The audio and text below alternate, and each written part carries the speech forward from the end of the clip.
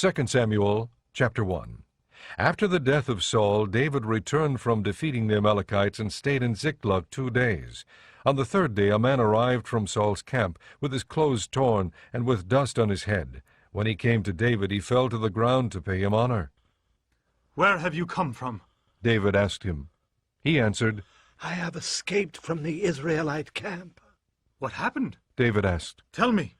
He said, "The men fled from the battle. Many of them fell and died, and Saul and his son Jonathan are dead." Then David said to the young man who brought him the report, "How do you know that Saul and his son Jonathan are dead?" "I happened to be on Mount Gilboa." The young man said, "And there was Saul leaning on his spear with the chariots and riders almost upon him. When he turned around and saw me, he called out to me, and I said, 'What can I do?' He asked me, 'Who are you?' 'An Amalekite,' I answered. Then he said to me, 'Stand over me and kill me. I am in the throes of death, but I am still alive.'"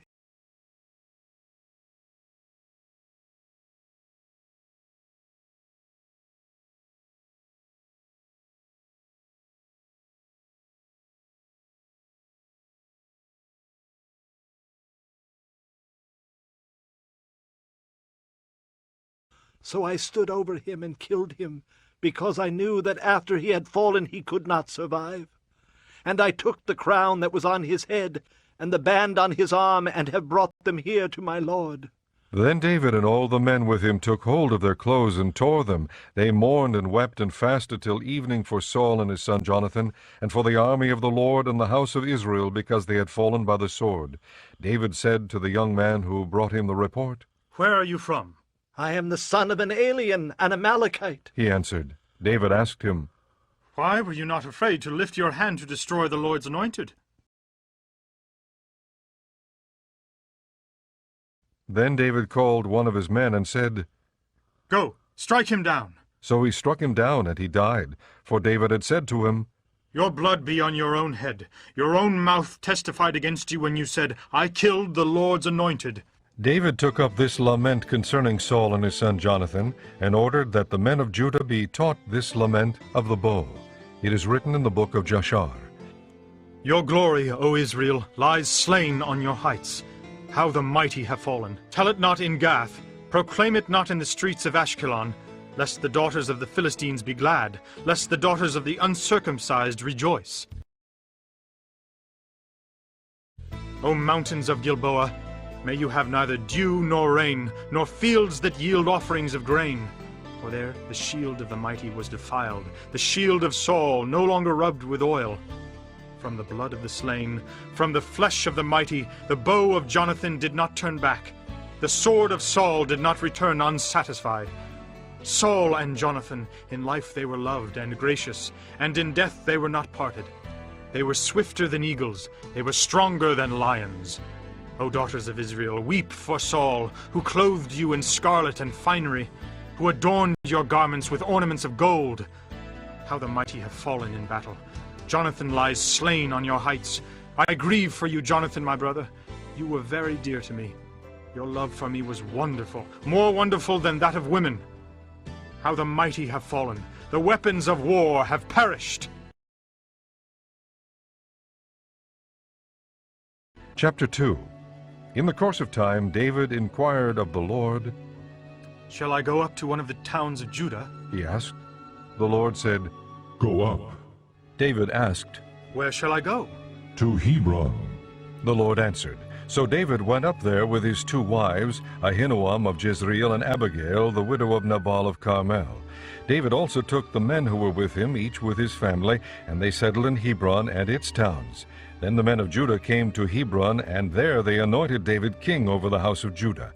When David was told that it was the men of Jabesh-Gilead who had buried Saul, he sent messengers to the men of Jabesh-Gilead to say to them, "The Lord bless you for showing this kindness to Saul, your master, by burying him. May the Lord now show you kindness and faithfulness, and I too will show you the same favor because you have done this. Now then, be strong and brave, for Saul your master is dead, and the house of Judah has anointed me king over them." Meanwhile, Abner son of Ner, the commander of Saul's army, had taken Ishbosheth son of Saul and brought him over to Mahanaim. He made him king over Gilead, Ashurai, and Jezreel, and also over Ephraim, Benjamin, and all Israel.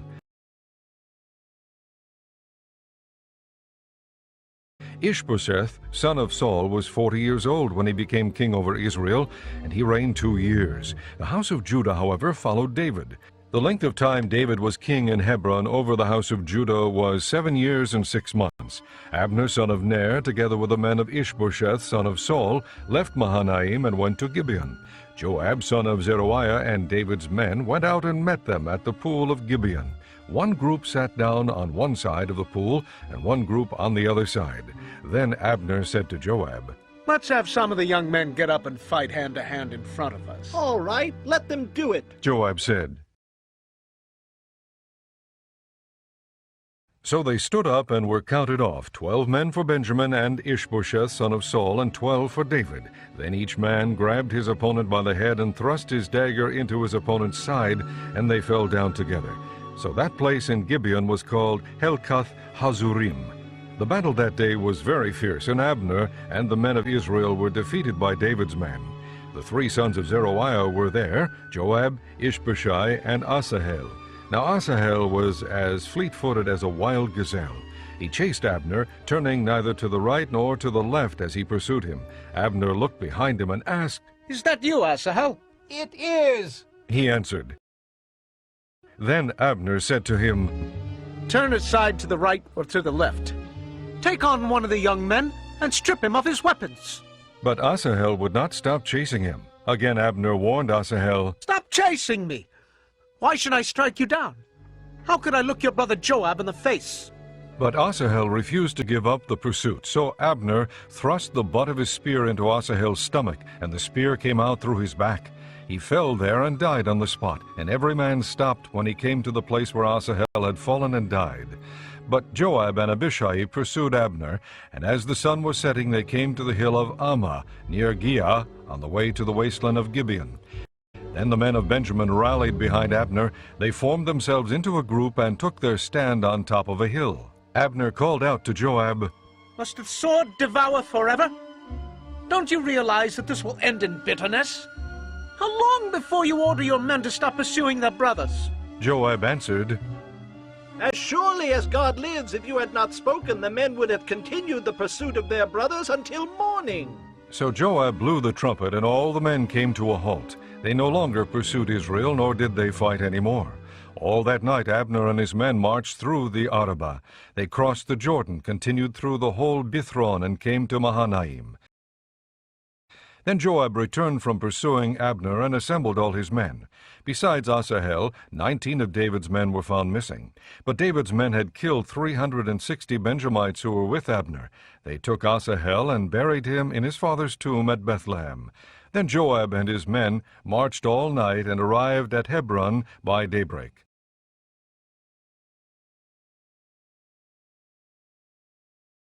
Chapter 3. The war between the house of Saul and the house of David lasted a long time. David grew stronger and stronger, while the house of Saul grew weaker and weaker. Sons were born to David in Hebron. His firstborn was Ammon, the son of Ahinoam of Jezreel. His second, Chileab, the son of Abigail, the widow of Nabal of Carmel. The third, Absalom, the son of Maacah, daughter of Talmai, king of Geshur. The fourth, Adonijah, the son of Haggith. The fifth, Shephatiah, the son of Abatal. And the sixth, Ithream, the son of David's wife Eglah. These were born to David in Hebron.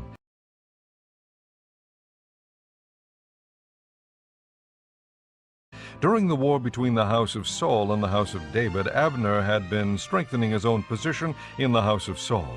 Now Saul had had a concubine named Rizpah, daughter of Aiah, and Ishbosheth said to Abner, Why did you sleep with my father's concubine? Abner was very angry because of what Ishbosheth said, and he answered, Am I a dog's head on Judah's side? This very day I am loyal to the house of your father Saul and to his family and friends. I haven't handed you over to David, yet now you accuse me of an offense involving this woman. May God deal with Abner, be it ever so severely, if I do not do for David what the Lord promised him and transfer the kingdom from the house of Saul and establish David's throne over Israel and Judah from Dan to Beersheba. Ishbosheth did not dare to say another word to Abner because he was afraid of him. Then Abner sent messengers on his behalf to say to David, Whose land is it? Make an agreement with me, and I will help you bring all Israel over to you. Good. said David. I will make an agreement with you, but I demand one thing of you. Do not come into my presence unless you bring Michal, daughter of Saul, when you come to see me. Then David sent messengers to Ishbosheth, son of Saul, demanding, Give me my wife Michal, whom I betrothed to myself for the price of 100 Philistine foreskins. So Ishbosheth gave orders and had her taken away from her husband, Paltiel, son of Laish. Her husband, however, went with her, weeping behind her all the way to Bahurim. Then Abner said to him, Go back home. So he went back. Abner conferred with the elders of Israel and said, For some time you have wanted to make David your king. Now do it. For the Lord promised David, By my servant David I will rescue my people Israel from the hand of the Philistines and from the hand of all their enemies. Abner also spoke to the Benjamites in person. Then he went to Hebron to tell David everything that Israel and the whole house of Benjamin wanted to do. When Abner, who had 20 men with him, came to David at Hebron, David prepared a feast for him and his men. Then Abner said to David, Let me go at once and assemble all Israel for my lord the king, so that they may make a compact with you, and that you may rule over all that your heart desires. So David sent Abner away, and he went in peace.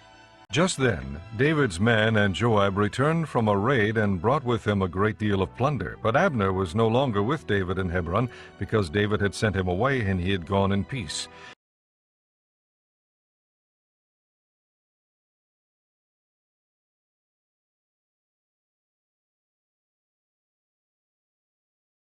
When Joab and all the soldiers with him arrived, he was told that Abner, son of Ner, had come to the king, and that the king had sent him away, and that he had gone in peace. So Joab went to the king and said, What have you done? Look, Abner came to you. Why did you let him go? Now he is gone. You know Abner, son of Ner. He came to deceive you and observe your movements and find out everything you are doing. Joab then left David and sent messengers after Abner, and they brought him back from the well of Sirah. But David did not know it. Now when Abner returned to Hebron, Joab took him aside into the gateway, as though to speak with him privately, and there, to avenge the blood of his brother Asahel, Joab stabbed him in the stomach, and he died. Later, when David heard about this, he said, I and my kingdom are forever innocent before the Lord concerning the blood of Abner, son of Ner. May his blood fall upon the head of Joab, and upon all his father's house. May Joab's house never be without someone who has a running sore, or leprosy, or who leans on a crutch, or who falls by the sword, or who lacks food. Joab and his brother Abishai murdered Abner because he had killed their brother Asahel in the battle at Gibeon. Then David said to Joab and all the people with him, Tear your clothes, and put on sackcloth, and walk in mourning in front of Abner. King David himself walked behind the bier.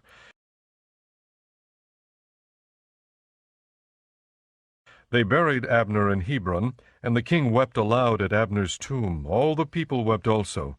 The king sang this lament for Abner. Should Abner have died as the lawless die? Your hands were not bound, your feet were not fettered. You fell as one falls before wicked men. And all the people wept over him again. Then they all came and urged David to eat something while it was still day, but David took an oath, saying, May God deal with me, be it ever so severely, if I taste bread or anything else before the sun sets. All the people took note and were pleased. Indeed, everything the king did pleased them.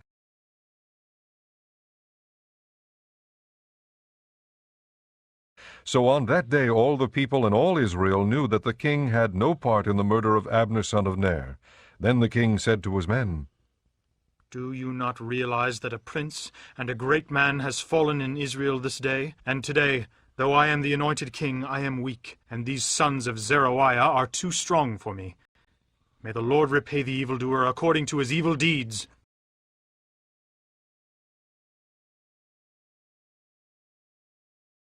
Chapter 4. When Ishbosheth, son of Saul, heard that Abner had died in Hebron, he lost courage, and all Israel became alarmed. Now Saul's son had 2 men who were leaders of raiding bands. One was named Baanah, and the other Rechab. They were sons of Rimmon the Beerothite, from the tribe of Benjamin. Beeroth is considered part of Benjamin, because the people of Beeroth fled to Gittaim and have lived there as aliens to this day.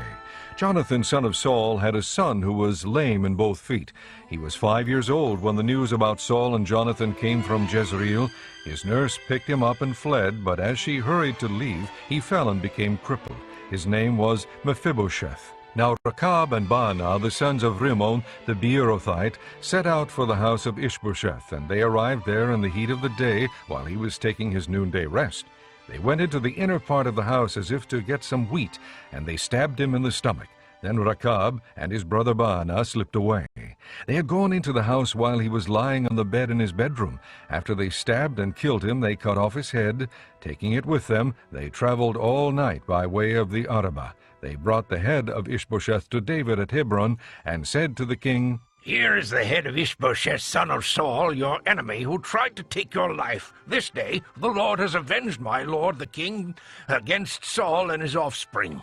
David answered Rechab and his brother Baanah, the sons of Rimmon the Beerothite, As surely as the Lord lives, who has delivered me out of all trouble, when a man told me Saul is dead and thought he was bringing good news, I seized him and put him to death in Ziklag. That was the reward I gave him for his news. How much more, when wicked men have killed an innocent man in his own house and on his own bed? Should I not now demand his blood from your hand and rid the earth of you? So David gave an order to his men, and they killed them. They cut off their hands and feet and hung the bodies by the pool in Hebron. But they took the head of Ishbosheth and buried it in Abner's tomb at Hebron. Chapter 5. All the tribes of Israel came to David at Hebron and said, "We are your own flesh and blood. In the past, while Saul was king over us, you were the one who led Israel on the military campaigns. And the Lord said to you, 'You will shepherd my people Israel, and you will become their ruler.'" When all the elders of Israel had come to King David at Hebron, the king made a compact with them at Hebron before the Lord, and they anointed David king over Israel. David was 30 years old when he became king, and he reigned 40 years. In Hebron he reigned over Judah 7 years and 6 months, and Jerusalem he reigned over all Israel and Judah 33 years. The king and his men marched to Jerusalem to attack the Jebusites who lived there. The Jebusites said to David, "You will not get in here. Even the blind and the lame can ward you off." They thought. David cannot get in here. Nevertheless, David captured the fortress of Zion, the city of David. On that day, David said, Anyone who conquers the Jebusites will have to use the water shaft to reach those lame and blind who are David's enemies. That is why they say, the blind and lame will not enter the palace. David then took up residence in the fortress and called it the City of David. He built up the area around it from the supporting terraces inward. And he became more and more powerful because the Lord God Almighty was with him. Now Hiram, king of Tyre, sent messengers to David along with cedar logs and carpenters and stonemasons, and they built a palace for David.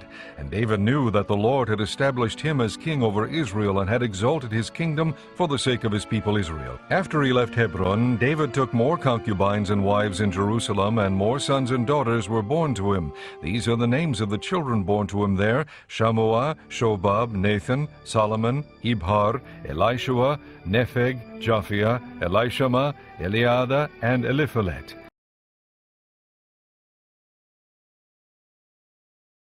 When the Philistines heard that David had been anointed king over Israel, they went up in force to search for him. But David heard about it and went down to the stronghold. Now the Philistines had come and spread out in the valley of Rephaim. So David inquired of the Lord, Shall I go and attack the Philistines? Will you hand them over to me? The Lord answered him, Go, for I will surely hand the Philistines over to you. So David went to Baal Perazim, and there he defeated them. He said, As waters break out, the Lord has broken out against my enemies before me. So that place was called Baal Perazim. The Philistines abandoned their idols there, and David and his men carried them off. Once more the Philistines came up and spread out in the valley of Rephaim. So David inquired of the Lord, and he answered, Do not go straight up, but circle around behind them and attack them in front of the balsam trees. As soon as you hear the sound of marching in the tops of the balsam trees, move quickly, because that will mean the Lord has gone out in front of you to strike the Philistine army. So David did as the Lord commanded him, and he struck down the Philistines all the way from Gibeon to Gezer.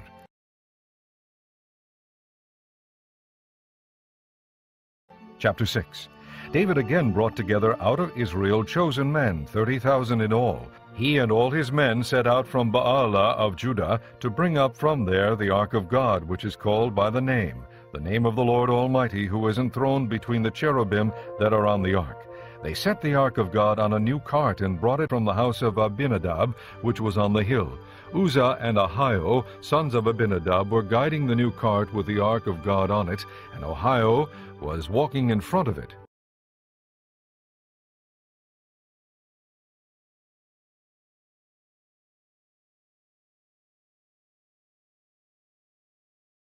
David and the whole house of Israel were celebrating with all their might before the Lord, with songs and with harps, lyres, tambourines, sistrums, and cymbals. When they came to the threshing floor of Nachon, Uzzah reached out and took hold of the ark of God because the oxen stumbled. The Lord's anger burned against Uzzah because of his irreverent act. Therefore God struck him down, and he died there beside the ark of God.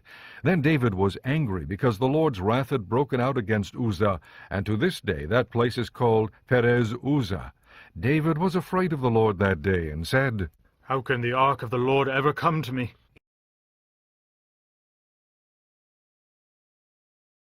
He was not willing to take the ark of the Lord to be with him in the city of David. Instead, he took it aside to the house of Obed-Edom the Gittite.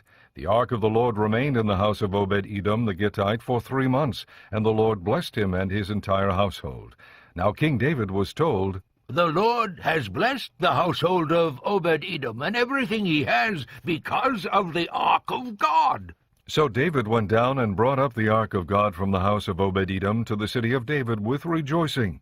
When those who were carrying the ark of the Lord had taken 6 steps, he sacrificed a bull and a fattened calf.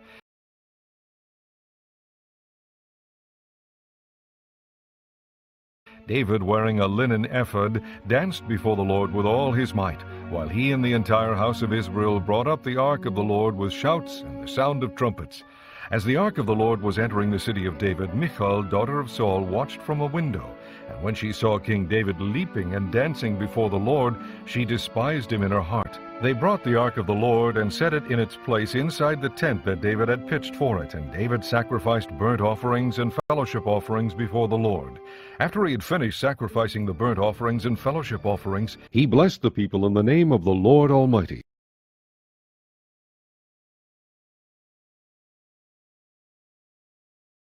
Then he gave a loaf of bread, a cake of dates, and a cake of raisins to each person in the whole crowd of Israelites, both men and women, and all the people went to their homes. When David returned home to bless his household, Michal, daughter of Saul, came out to meet him and said, How the king of Israel has distinguished himself today, disrobing in the sight of the slave girls of his servants as any vulgar fellow would. David said to Michal, It was before the Lord who chose me rather than your father, or anyone from his house, when he appointed me ruler over the Lord's people Israel. I will celebrate before the Lord.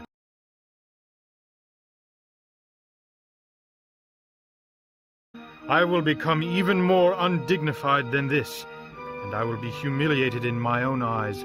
But by these slave girls you spoke of, I will be held in honor. And Michal, daughter of Saul, had no children to the day of her death.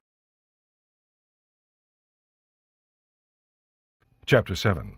After the king was settled in his palace, and the Lord had given him rest from all his enemies around him, he said to Nathan the prophet, Here I am, living in a palace of cedar, while the ark of God remains in a tent. Nathan replied to the king, Whatever you have in mind, go ahead and do it, for the Lord is with you. That night the word of the Lord came to Nathan, saying, Go and tell my servant David, this is what the Lord says. Are you the one to build me a house to dwell in? I have not dwelt in a house from the day I brought the Israelites up out of Egypt to this day. I have been moving from place to place with a tent as my dwelling. Wherever I have moved with all the Israelites, did I ever say to any of their rulers whom I commanded to shepherd my people Israel, Why have you not built me a house of cedar? Now then, tell my servant David, this is what the Lord Almighty says. I took you from the pasture and from following the flock to be ruler over my people Israel. I have been with you wherever you have gone, and I have cut off all your enemies from before you. Now I will make your name great, like the names of the greatest men of the earth. And I will provide a place for my people Israel, and will plant them, so that they can have a home of their own and no longer be disturbed. Wicked people will not oppress them any more, as they did at the beginning, and have done ever since the time I appointed leaders over my people Israel. I will also give you rest from all your enemies. The Lord declares to you that the Lord himself will establish a house for you. When your days are over, and you rest with your fathers, I will raise up your offspring to succeed you, who will come from your own body, and I will establish his kingdom. He is the one who will build a house for my name, and I will establish the throne of his kingdom forever. I will be his father, and he will be my son. When he does wrong, I will punish him with the rod of men, with floggings inflicted by men. But my love will never be taken away from him, as I took it away from Saul, whom I removed from before you. Your house and your kingdom will endure forever before me. Your throne will be established forever. Nathan reported to David all the words of this entire revelation. Then King David went in and sat before the Lord, and he said, Who am I, O sovereign Lord, and what is my family, that you have brought me this far? And as if this were not enough in your sight, O sovereign Lord, you have also spoken about the future of the house of your servant. Is this your usual way of dealing with man, O sovereign Lord? What more can David say to you? For you know your servant, O sovereign Lord.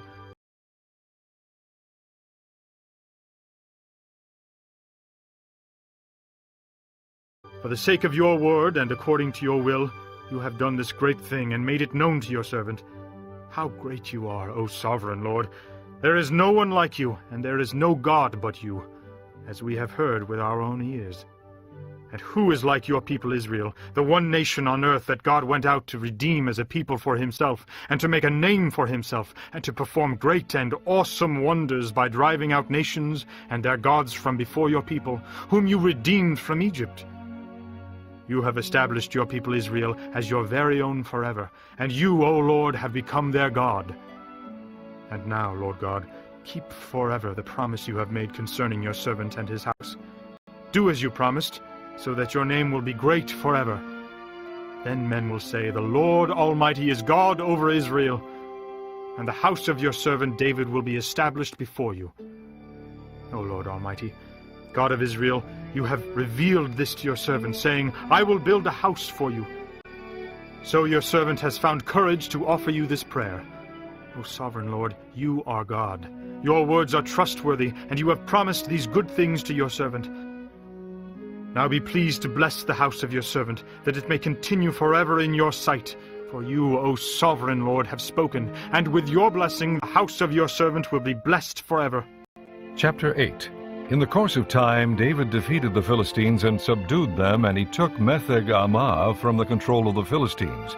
David also defeated the Moabites. He made them lie down on the ground and measured them off with a length of cord. Every 2 lengths of them were put to death, and the 3rd length was allowed to live. So the Moabites became subject to David and brought tribute. Moreover, David fought Hadadezer, son of Rehob, king of Zobah, when he went to restore his control along the Euphrates River. David captured 1,000 of his chariots, 7,000 charioteers, and 20,000 foot soldiers. He hamstrung all but 100 of the chariot horses. When the Arameans of Damascus came to help Hadadezer, king of Zobah, David struck down 22,000 of them. He put garrisons in the Aramean kingdom of Damascus, and the Arameans became subject to him and brought tribute. The Lord gave David victory wherever he went. David took the gold shields that belonged to the officers of Hadadezer and brought them to Jerusalem. From Tebah and Beerothai, towns that belonged to Hadadezer, King David took a great quantity of bronze. When Tou, king of Hamath, heard that David had defeated the entire army of Hadadezer,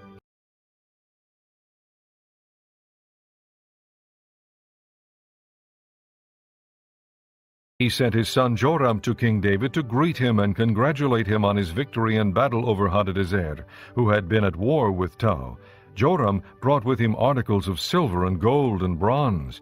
King David dedicated these articles to the Lord, as he had done with the silver and gold from all the nations he had subdued, Edom and Moab, the Ammonites and the Philistines, and Amalek. He also dedicated the plunder taken from Hadadezer, son of Rehob, king of Zobah. And David became famous after he returned from striking down 18,000 Edomites in the Valley of Salt. He put garrisons throughout Edom, and all the Edomites became subject to David. The Lord gave David victory wherever he went. David reigned over all Israel, doing what was just and right for all his people. Joab, son of Zeruiah, was over the army. Jehoshaphat, son of Ahilud, was recorder. Zadok, son of Ahitub, and Ahimelech, son of Abiathar, were priests. Seraiah was secretary. Benaiah, son of Jehoiada, was over the Kerethites and Pelethites, and David's sons were royal advisers.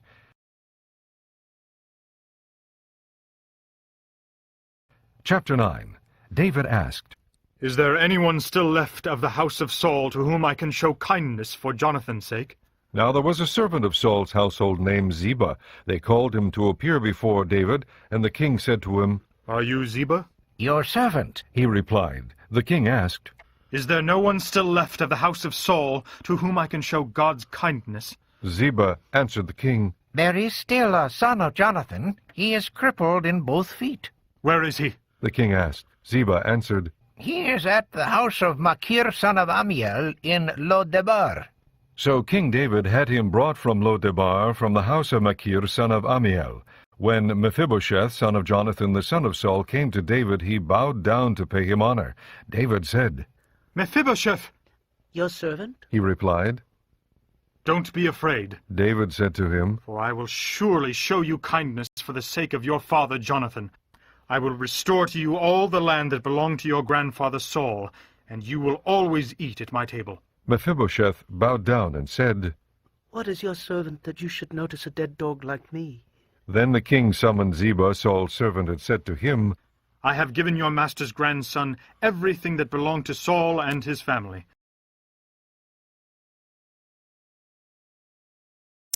You and your sons and your servants are to farm the land for him, and bring in the crops, so that your master's grandson may be provided for. And Mephibosheth, grandson of your master, will always eat at my table. Now Ziba had 15 sons and 20 servants. Then Ziba said to the king, Your servant will do whatever my lord the king commands his servant to do. So Mephibosheth ate at David's table like one of the king's sons. Mephibosheth had a young son named Micah, and all the members of Ziba's household were servants of Mephibosheth. And Mephibosheth lived in Jerusalem because he always ate at the king's table, and he was crippled in both feet. Chapter 10. In the course of time, the king of the Ammonites died, and his son Hanun succeeded him as king. David thought, I will show kindness to Hanun, son of Nahash, just as his father showed kindness to me. So David sent a delegation to express his sympathy to Hanun concerning his father. When David's men came to the land of the Ammonites, the Ammonite nobles said to Hanun, their lord, Do you think David is honoring your father by sending men to you to express sympathy?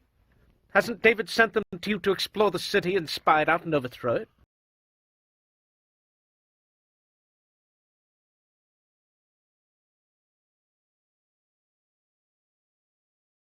So Hanun seized David's men, shaved off half of each man's beard, cut off their garments in the middle at the buttocks, and sent them away. When David was told about this, he sent messengers to meet the men, for they were greatly humiliated. The king said, Stay at Jericho till your beards have grown, and then come back. When the Ammonites realized they had become a stench in David's nostrils, they hired 20,000 Aramean foot soldiers from Beth-rehob and Zobah, as well as the king of Maacah with 1,000 men, and also 12,000 men from Tob. On hearing this, David sent Joab out with the entire army of fighting men.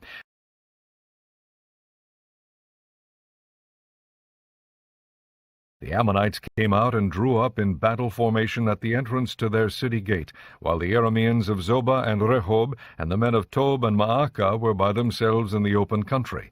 Joab saw that there were battle lines in front of him and behind him, so he selected some of the best troops in Israel and deployed them against the Arameans. He put the rest of the men under the command of Abishai his brother and deployed them against the Ammonites. Joab said, If the Arameans are too strong for me, then you are to come to my rescue. But if the Ammonites are too strong for you, then I will come to rescue you.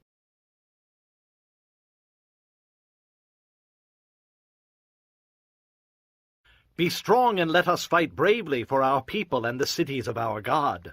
The Lord will do what is good in his sight. Then Joab and the troops with him advanced to fight the Arameans, and they fled before him.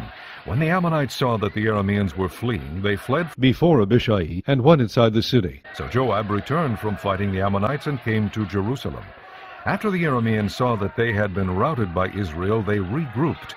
Hadadezer had Arameans brought from beyond the river. They went to Halam with Shobach, the commander of Hadadezer's army, leading them.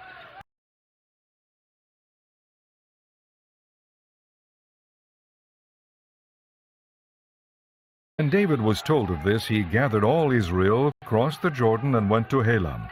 The Arameans formed their battle lines to meet David and fought against him, but they fled before Israel, and David killed 700 of their charioteers and 40,000 of their foot soldiers.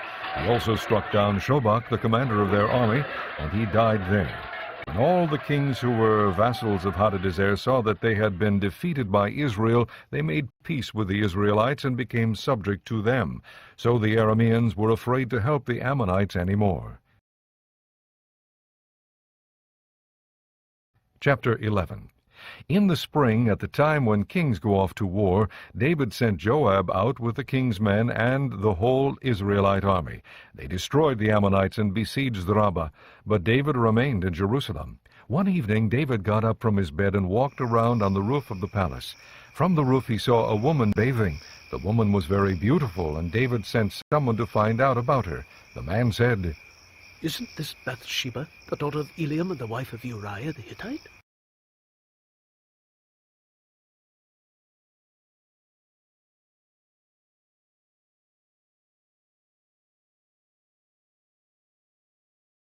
Then David sent messengers to get her.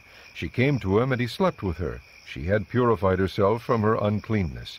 Then she went back home. The woman conceived and sent word to David, saying, I am pregnant. So David sent this word to Joab, Send me Uriah the Hittite.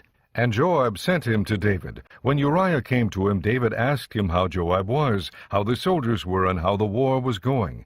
Then David said to Uriah, Go down to your house and wash your feet. So Uriah left the palace, and a gift from the king was sent after him.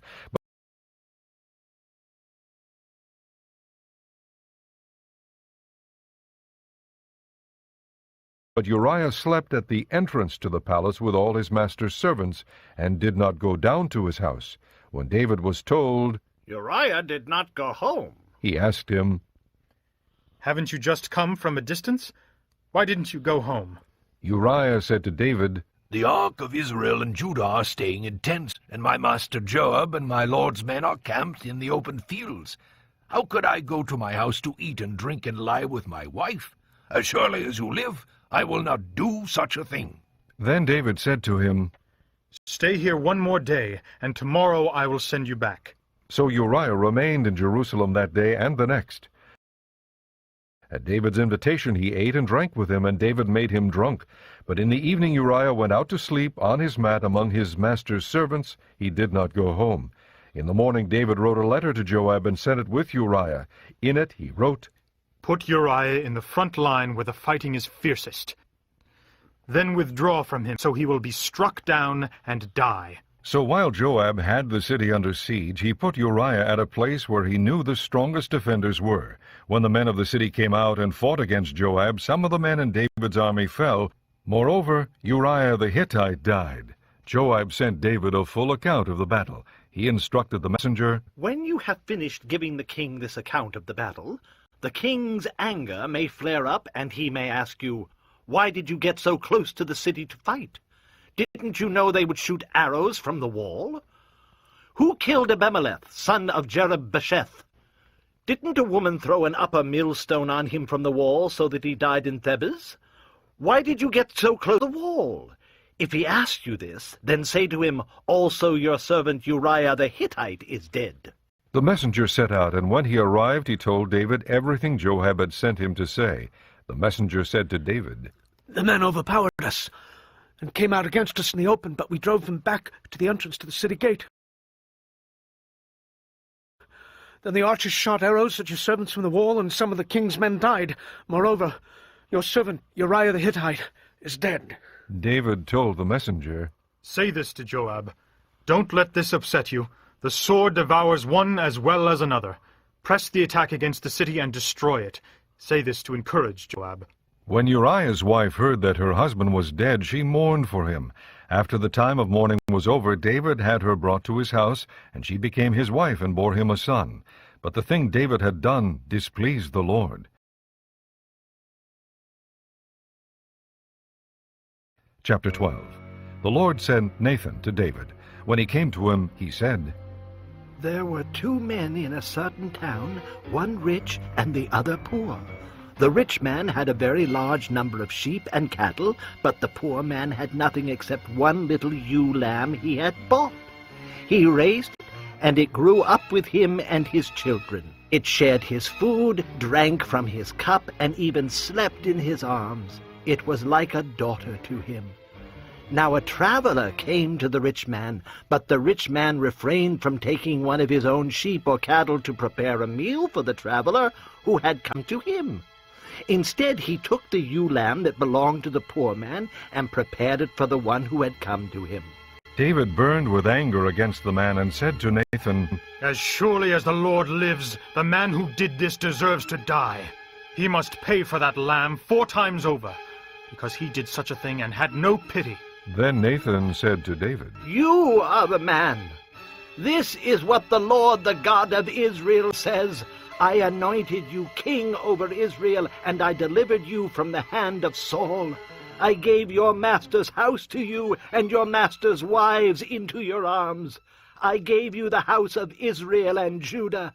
And if all this had been too little, I would have given you even more. Why did you despise the word of the Lord by doing what is evil in his eyes? You struck down Uriah the Hittite with the sword and took his wife to be your own. You killed him with the sword of the Ammonites. Now therefore the sword will never depart from your house, because you despised me and took the wife of Uriah the Hittite to be your own. This is what the Lord says. Out of your own household I am going to bring calamity upon you. Before your very eyes I will take your wives and give them to one who is close to you, and he will lie with your wives in broad daylight. You did it in secret, but I will do this thing in broad daylight before all Israel. Then David said to Nathan, I have sinned against the Lord. Nathan replied, The Lord has taken away your sin. You are not going to die. But because by doing this you have made the enemies of the Lord show utter contempt, the son born to you will die. After Nathan had gone home, the Lord struck the child that Uriah's wife had borne to David, and he became ill. David pleaded with God for the child. He fasted and went into his house and spent the nights lying on the ground.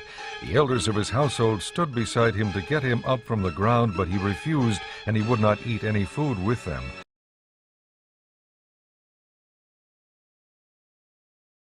On the 7th day the child died.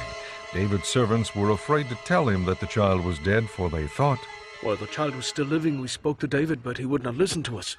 How can we tell him the child is dead? He may do something desperate. David noticed that his servants were whispering among themselves, and he realized the child was dead.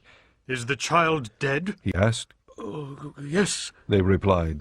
he is dead. Then David got up from the ground. After he had washed, put on lotions, and changed his clothes, he went into the house of the Lord and worshipped. Then he went to his own house, and at his request they served him food, and he ate.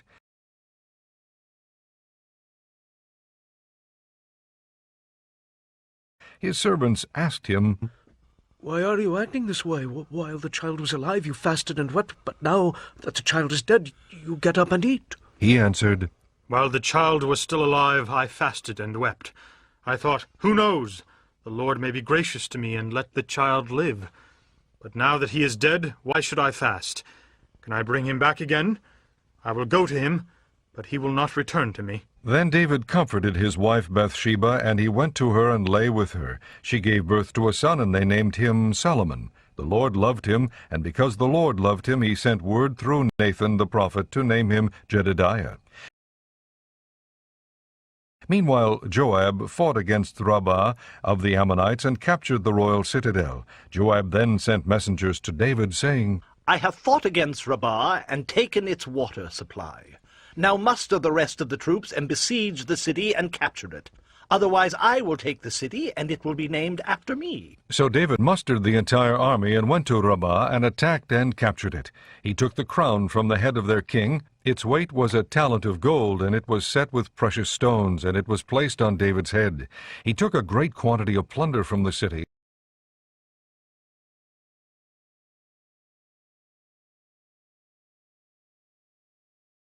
and brought out the people who were there, consigning them to labor with saws and with iron picks and axes, and he made them work at brick-making.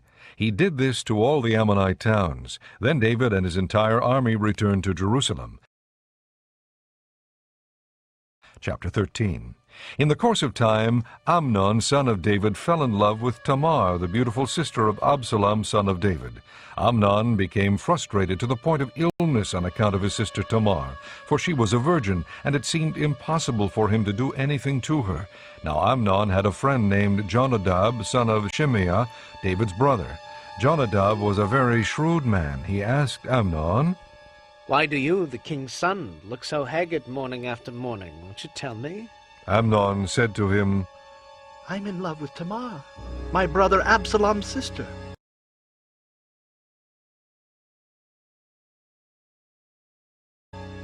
Go to bed and pretend to be ill. Jonadab said. When your father comes to see you, say to him, I would like my sister Tamar to come and give me something to eat. Let her prepare the food in my sight so I may watch her and then eat it from her hand.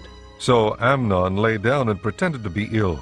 When the king came to see him, Amnon said to him, "I would like my sister Tamar to come and make some special bread in my sight so I may eat from her hand." David sent word to Tamar at the palace. "Go to the house of your brother Amnon and prepare some food for him." So Tamar went to the house of her brother Amnon, who was lying down. She took some dough, kneaded it, made the bread in his sight, and baked it. Then she took the pan and served him the bread, but he refused to eat. "Send everyone out of here." Amnon said. So everyone left him. Then Amnon said to Tamar, "Bring the food here into my bedroom so I may eat from your hand."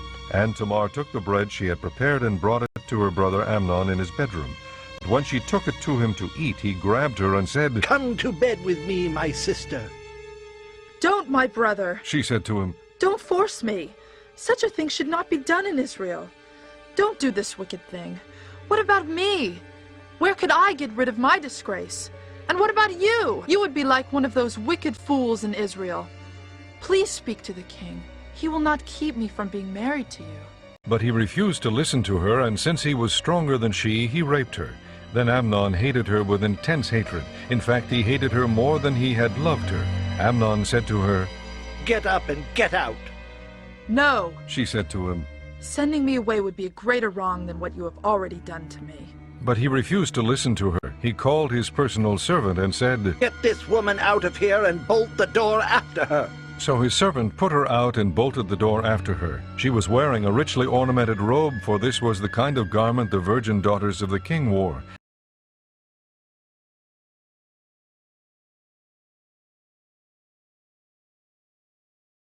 Tamar put ashes on her head and tore the ornamented robe she was wearing. She put her hand on her head and went away, weeping aloud as she went. Her brother Absalom said to her, Has that Amnon, your brother, been with you? Be quiet now, my sister. He is your brother. Don't take this thing to heart. And Tamar lived in her brother Absalom's house, a desolate woman. When King David heard all this, he was furious. Absalom never said a word to Amnon, either good or bad. He hated Amnon because he had disgraced his sister Tamar. 2 years later, when Absalom's sheep shearers were at Baal Hazor, near the border of Ephraim, he invited all the king's sons to come there. Absalom went to the king and said, Your servant has had shearers come. Will the king and his officials please join me? No, my son. The king replied. All of us should not go. We would only be a burden to you. Although Absalom urged him, he still refused to go, but gave him his blessing. Then Absalom said, If not, please let my brother Amnon come with us. The king asked him, Why should he go with you? but Absalom urged him, so he sent with him Amnon and the rest of the king's sons. Absalom ordered his men, Listen, when Amnon is in high spirits from drinking wine, and I say to you, strike Amnon down, then kill him.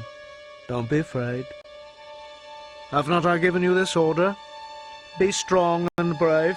So Absalom's men did to Amnon what Absalom had ordered. Then all the king's sons got up, mounted their mules, and fled.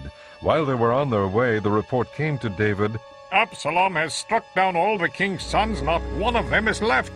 The king stood up, tore his clothes, and lay down on the ground, and all his servants stood by with their clothes torn. But Jonadab, son of Shimeah, David's brother, said, My lord should not think that they killed all the princes, only Amnon is dead. This has been Absalom's expressed intention ever since the day Amnon raped his sister Tamar. My lord the king should not be concerned about the report that all the king's sons are dead. Only Amnon is dead. Meanwhile, Absalom had fled. Now the man standing watch looked up and saw many people on the road west of him coming down the side of the hill. The watchman went and told the king, I see men in the direction of Horonaim on the side of the hill. Jonadab said to the king, See, the king's sons are here. It has happened just as your servant said. As he finished speaking, the king's sons came in, wailing loudly. The king too and all his servants wept very bitterly. Absalom fled and went to Talmai, son of Ammihud, the king of Geshur. But King David mourned for his son every day. After Absalom fled and went to Geshur, he stayed there 3 years. And the spirit of the king longed to go to Absalom, for he was consoled concerning Amnon's death. Chapter 14. Joab, son of Zeruiah, knew that the king's heart longed for Absalom. So Joab sent someone to Tekoa, and had a wise woman brought from there. He said to her, Pretend you are in mourning. Dress in mourning clothes and don't use any cosmetic lotions. Act like a woman who has spent many days grieving for the dead. Then go to the king and speak these words to him. And Joab put the words in her mouth. When the woman from Tekoa went to the king, she fell with her face to the ground to pay him honor. And she said, Help me, O king. The king asked her.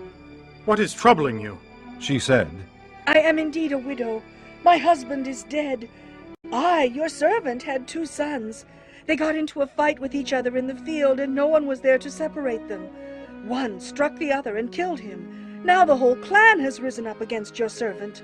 They say, hand over the one who struck his brother down, so that we may put him to death for the life of his brother whom he killed. Then we will get rid of the heir as well. They would put out the only burning coal I have left, leaving my husband neither name nor descendant on the face of the earth. The king said to the woman, Go home, and I will issue an order on your behalf.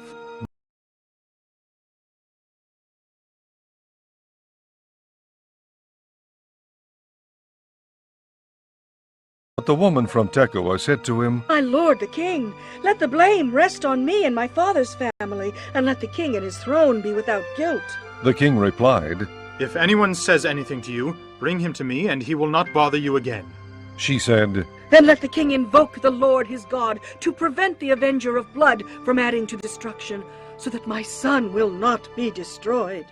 As surely as the Lord lives, he said. not one hair of your son's head will fall to the ground. Then the woman said, Let your servants speak a word to my lord the king.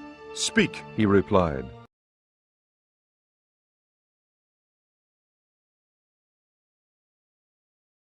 The woman said, Why then have you devised a thing like this against the people of God? When the king says this, does he not convict himself?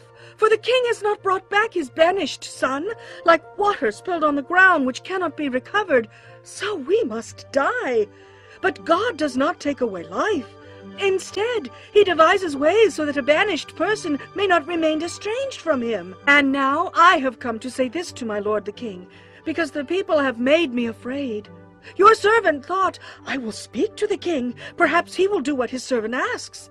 Perhaps the king will agree to deliver his servant from the hand of the man who is trying to off both me and my son from the inheritance God gave us.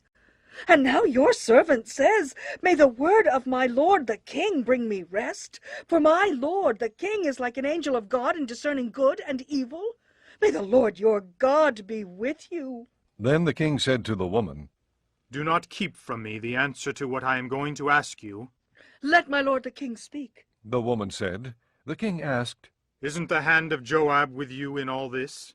The woman answered, As surely as you live, my lord the king, no one can turn to the right or to the left from anything my lord the king says. Yes, it was your servant Joab who instructed me to do this, and who put all these words into the mouth of your servant.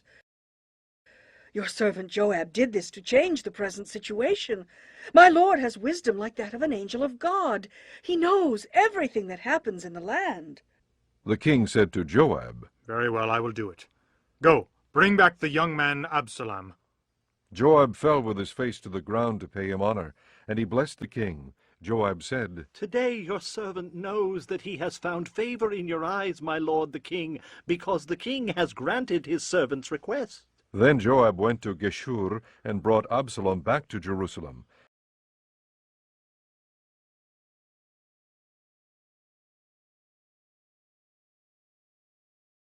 But the king said, He must go to his own house. He must not see my face. So Absalom went to his own house and did not see the face of the king. In all Israel there was not a man so highly praised for his handsome appearance as Absalom. From the top of his head to the sole of his foot there was no blemish in him. Whenever he cut the hair of his head, he used to cut his hair from time to time when it became too heavy for him. He would weigh it, and its weight was 200 shekels by the royal standard. 3 sons and a daughter were born to Absalom. The daughter's name was Tamar, and she became a beautiful woman. Absalom lived 2 years in Jerusalem without seeing the king's face. Then Absalom sent for Joab in order to send him to the king. But Joab refused to come to him. So he sent a second time, but he refused to come. Then he said to his servants, Look, Joab's field is next to mine, and he has barley there. Go and set it on fire. So Absalom's servants set the field on fire. Then Joab did go to Absalom's house, and he said to him, Why have your servants set my field on fire? Absalom said to Joab, Look, I sent word to you and said, Come here so I can send you to the king to ask, Why have I come from Geshur? It would be better for me if I was still there. Now then, I want to see the king's face, and if I am guilty of anything, let him put me to death. So Joab went to the king and told him this. Then the king summoned Absalom, and he came in and bowed down with his face to the ground before the king. And the king kissed Absalom. Chapter 15. In the course of time, Absalom provided himself with a chariot and horses and with 50 men to run ahead of him. He would get up early and stand by the side of the road leading to the city gate. Whenever anyone came with a complaint to be placed before the king for a decision, Absalom would call out to him. What town are you from? He would answer, Your servant is from one of the tribes of Israel. Then Absalom would say to him, Look, your claims are valid and proper, but there is no representative of the king to hear you. And Absalom would add, If only I were appointed judge in the land. Then everyone who has a complaint or case could come to me, and I would see that he gets justice. Also, whenever anyone approached him to bow down before him, Absalom would reach out his hand, take hold of him, and kiss him. Absalom behaved in this way toward all the Israelites who came to the king asking for justice, and so he stole the hearts of the men of Israel. At the end of 4 years, Absalom said to the king, Let me go to Hebron and fulfill a vow I made to the Lord. While your servant was living at Geshur in Aram, I made this vow. If the Lord takes me back to Jerusalem, I will worship the Lord in Hebron. The king said to him, Go in peace. So he went to Hebron.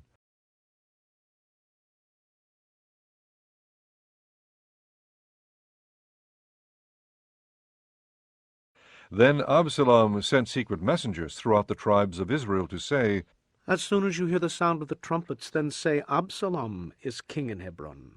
200 men from Jerusalem had accompanied Absalom. They had been invited as guests and went quite innocently, knowing nothing about the matter. While Absalom was offering sacrifices, he also sent for Ahithophel the Gilonite. David's counselor, to come from Gilo, his hometown. And so the conspiracy gained strength, and Absalom's following kept on increasing. A messenger came and told David, "The hearts of the men of Israel are with Absalom."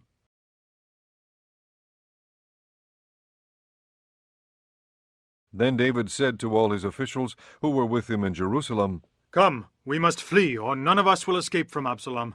We must leave immediately, or he will move quickly to overtake us and bring ruin upon us and put the city to the sword." The king's officials answered him, Your servants are ready to do whatever our lord the king chooses. The king set out with his entire household following him, but he left 10 concubines to take care of the palace. So the king set out with all the people following him, and they halted at a place some distance away. All his men marched past him, along with all the Kerethites and Pelethites, and all the 600 Gittites who had accompanied him from Gath marched before the king. The king said to Ittai the Gittite, "Why should you come along with us? Go back and stay with King Absalom. You are a foreigner, an exile from your homeland. You came only yesterday, and today shall I make you wander about with us, when I do not know where I am going? Go back, and take your countrymen. May kindness and faithfulness be with you." But Ittai replied to the king, As surely as the Lord lives, and as my lord the king lives, wherever my lord the king may be, whether it means life or death, there will your servant be. David said to Ittai, "Go ahead, march on." So Ittai the Gittite marched on with all his men and the families that were with him. The whole countryside wept aloud as all the people passed by. The king also crossed the Kidron Valley, and all the people moved on toward the desert. Zadok was there too, and all the Levites who were with him were carrying the ark of the covenant of God. They set down the ark of God, and Abiathar offered sacrifices until all the people had finished leaving the city. Then the king said to Zadok, "Take the ark of God back into the city. If I find favor in the Lord's eyes, he will bring me back and let me see it and his dwelling place again. But if he says, 'I am not pleased with you,' then I am ready. Let him do to me whatever seems good to him." The king also said to Zadok the priest, "Aren't you a seer? Go back to the city in peace, with your son Ahimaaz and Jonathan son of Abiathar. You and Abiathar take your 2 sons with you. I will wait at the fords in the desert until word comes from you to inform me." So Zadok and Abiathar took the ark of God back to Jerusalem and stayed there. But David continued up the Mount of Olives, weeping as he went. His head was covered, and he was barefoot. All the people with him covered their heads too, and were weeping as they went up. Now David had been told, Ahithophel is among the conspirators with Absalom. So David prayed, "O Lord, turn Ahithophel's counsel into foolishness." When David arrived at the summit, where people used to worship God, Hushai the Archite was there to meet him, his robe torn and dust on his head. David said to him, "If you go with me, you will be a burden to me. But if you return to the city and say to Absalom, 'I will be your servant, O king. I was your father's servant in the past, but now I will be your servant,' then you can help me by frustrating Ahithophel's advice. Won't the priests Zadok and Abiathar be there with you? Tell them anything you hear in the king's palace."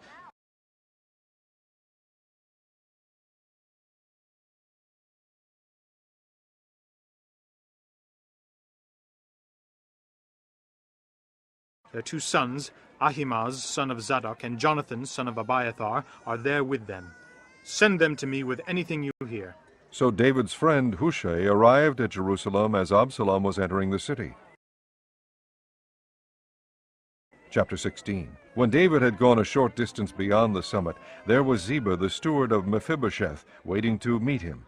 He had a string of donkeys saddled and loaded with 200 loaves of bread, 100 cakes of raisins, 100 cakes of figs, and a skin of wine. The king asked Ziba, "Why have you brought these?"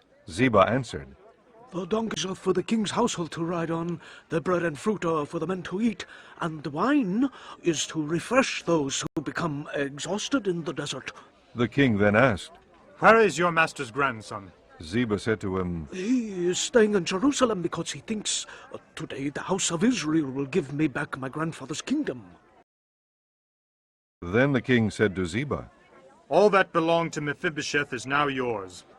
I humbly bow. Ziba said, May I find favor in your eyes, my lord the king.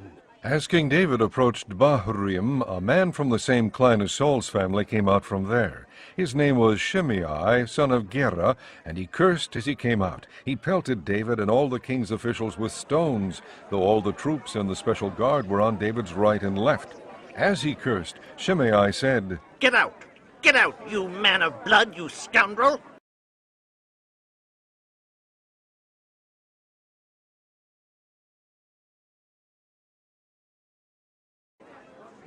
The Lord has repaid you for all the blood you shed in the household of Saul, in whose place you have reigned. The Lord has handed the kingdom over to your son Absalom. You have come to ruin because you are a man of blood. Then Abishai, son of Zeruiah, said to the king, Why should this dead dog curse my lord the king? Let me go over and cut off his head. But the king said, What do you and I have in common, you sons of Zeruiah? If he is cursing because the Lord said to him, Curse David, who can ask, Why do you do this? David then said to Abishai and all his officials, My son, who is of my own flesh, is trying to take my life. How much more, then, this Benjamite? Leave him alone. Let him curse, for the Lord has told him to. It may be that the Lord will see my distress and repay me with good for the cursing I am receiving today. So David and his men continued along the road, while Shimei was going along the hillside opposite him, cursing as he went, and throwing stones at him and showering him with dirt. The king and all the people with him arrived at their destination exhausted, and there he refreshed himself.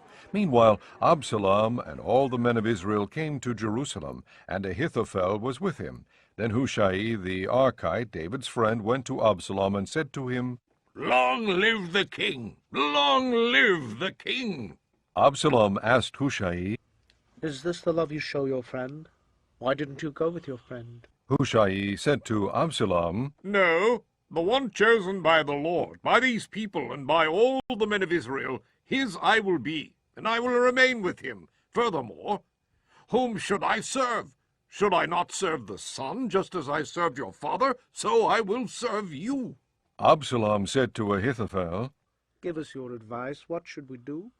Ahithophel answered, Lie with your father's concubines, whom he left to take care of the palace. Then all Israel will hear that you have made yourself a stench in your father's nostrils, and the hands of everyone with you will be strengthened.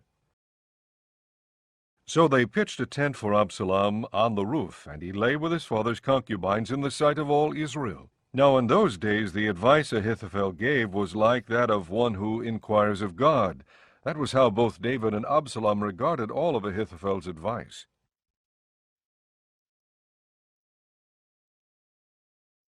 Chapter 17. Ahithophel said to Absalom, I would choose 12,000 men and set out tonight in pursuit of David.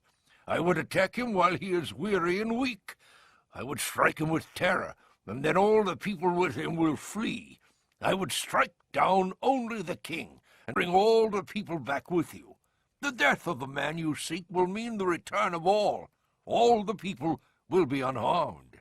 This plan seemed good to Absalom and to all the elders of Israel. But Absalom said, Summon also Hushai the Archite, so we can hear what he has to say. When Hushai came to him, Absalom said, Ahithophel has given this advice. Should we do what he says? If not, give us your opinion. Hushai replied to Absalom, The advice Ahithophel has given is not good this time. You know your father and his men. They are fighters, and as fierce as a wild bear robbed of her cubs. Besides, your father is an experienced fighter. He will not spend the night with the troops. Even now he is hidden in a cave or some other place.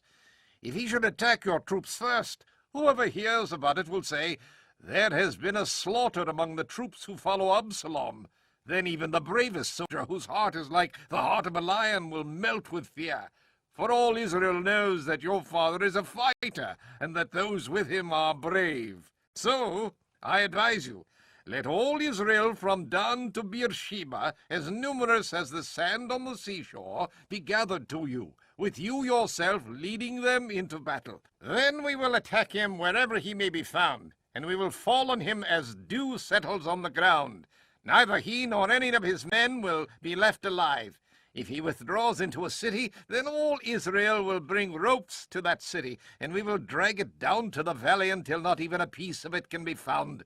Absalom and all the men of Israel said, The advice of Hushai the Archite is better than that of Ahithophel. for the Lord had determined to frustrate the good advice of Ahithophel in order to bring disaster on Absalom. Hushai had told Zadok and Abiathar the priests, "Ahithophel has advised Absalom and the elders of Israel to do such and such, but I have advised them to do so and so. Now send a message immediately and tell David, 'Do not spend the night at the fords in the desert. Cross over without fail, or the king and all the people with him will be swallowed up.'" Jonathan and Ahimaaz were staying at En-Rogel. A servant girl was to go and inform them, and they were to go and tell King David, for they could not risk being seen entering the city. But a young man saw them and told Absalom. So the two of them left quickly and went to the house of a man in Bahurim. He had a well in his courtyard, and they climbed down into it. His wife took a covering and spread it out over the opening of the well and scattered grain over it. No one knew anything about it. When Absalom's men came to the woman at the house, they asked, "Where are Ahimaaz and Jonathan?" The woman answered them, They crossed over the brook. The men searched but found no one, so they returned to Jerusalem. After the men had gone, the two climbed out of the well and went to inform King David. They said to him, "Set out and cross the river at once. Ahithophel has advised such and such against you." So David and all the people with him set out and crossed the Jordan. By daybreak, no one was left who had not crossed the Jordan.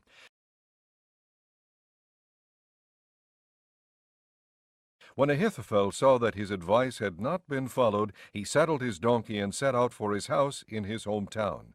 He put his house in order and then hanged himself. So he died and was buried in his father's tomb. David went to Mahanaim, and Absalom crossed the Jordan with all the men of Israel. Absalom had appointed Amasa over the army in place of Joab. Amasa was the son of a man named Jether, an Israelite who had married Abigail, the daughter of Nahash, and sister of Zeruiah, the mother of Joab. The Israelites and Absalom camped in the land of Gilead.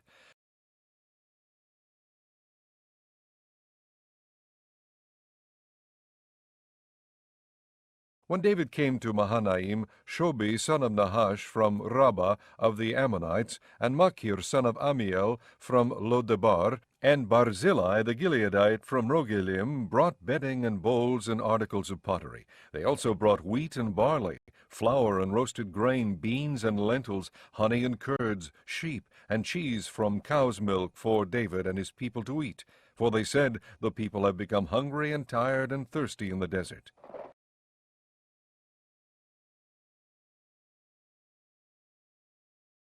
Chapter 18.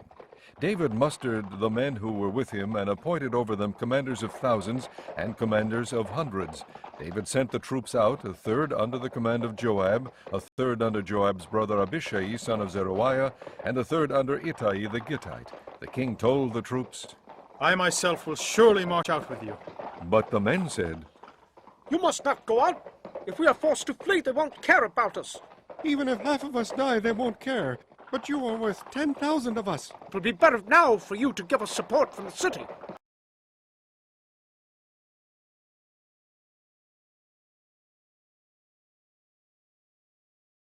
The king answered, "I will do whatever seems best to you." So the king stood beside the gate while all the men marched out in units of hundreds and of thousands. The king commanded Joab, Abishai, and Ittai, "Be gentle with the young man Absalom for my sake."